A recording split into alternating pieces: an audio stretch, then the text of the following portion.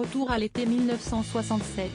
Françoise Hardy, qui n'a que 23 ans à l'époque, enchaîne les tubes et devient peu à peu l'une des idoles des jeunes filles en France, qui vont copier sa voix douce et son style.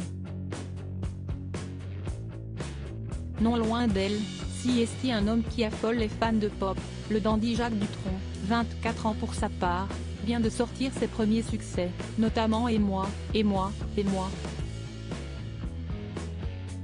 Les deux jeunes gens se connaissent et s'apprécient, mais à la fin de l'été de cette année-là, Françoise Hardy le sait, ce jeune Jacques lui plaît beaucoup, et d'une manière différente. Elle l'invite alors, accompagnée de copains à lui dans sa maison de Corse, comme elle le raconte dans son autobiographie Le désespoir des singes.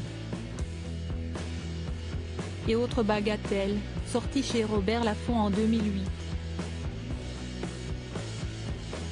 Le duo passe des vacances idylliques, pendant que les hommes se reposent au soleil, la jeune femme s'amuse derrière les fourneaux et tente des expériences en cuisine comme en cocktail.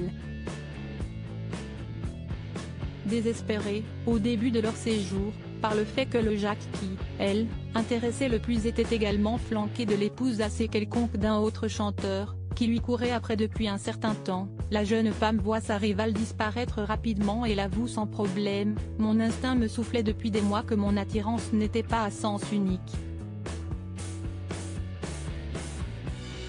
Un stratagème diabolique, et la situation a fini par se débloquer grâce à un stratagème qui lui a été révélé ensuite.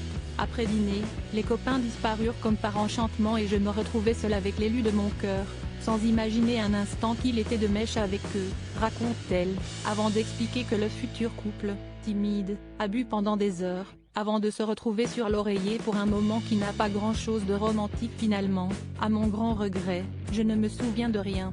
Avoue en effet la chanteuse.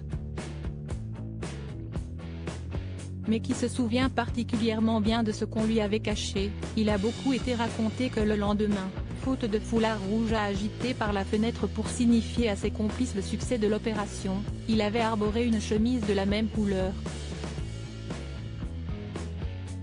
Quand, des années plus tard, on me mit au courant de cette petite conspiration, Jane fut d'abord choquée, jusqu'à ce que je comprenne que, sans elle, il n'aurait pas eu l'audace d'aller à l'assaut de la citadelle imprenable que j'étais sans doute à ses yeux, conclut-elle à propos de ce Jacques si irrésistible.